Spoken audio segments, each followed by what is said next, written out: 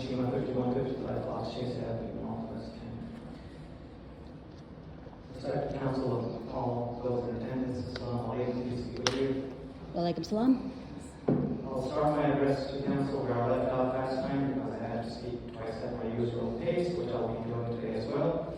Leader Mario claimed that Gaza conflict was a foreign policy issue he did not want to weigh in on. Now, this is what he said in public comments, but behind closed doors.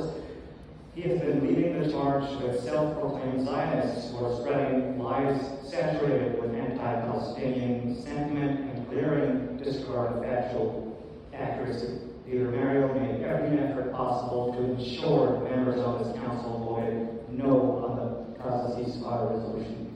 The communications between Majority Leader Mario, Rabbi Komrovsky, and Bill Smuggler, among others, were not conducted in accordance with Ohio Public Records and open meeting laws.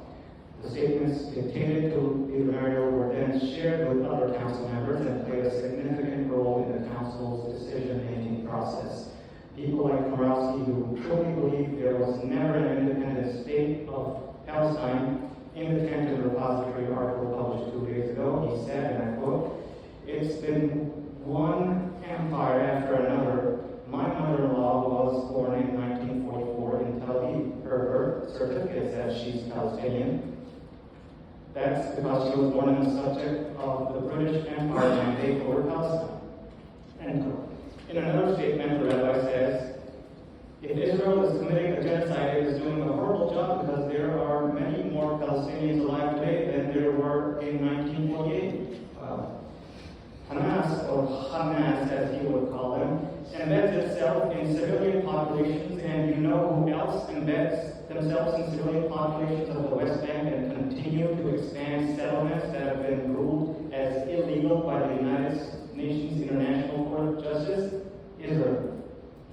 Lastly, the recent sudden sale of dozens of rental properties in Canton by Mr. Stephen B. Glaze to Premier Homes has created significant uncertainty and hardship for numerous tenants. I've found some horror stories from residents that confirm that Mr. Glaze is a certified slumlord. Many of these tenants have established verbal agreements with Mr. Glaze for flexible bi-weekly or end-of-the-month pay schedules. I urge the City Council to conduct a thorough investigation into this matter, focusing on the rights of existing tenants and making sure practices of both Glaze and Premier Homes. Additionally, I call upon the City to explore options for providing assistance, advocating temporary plans, etc.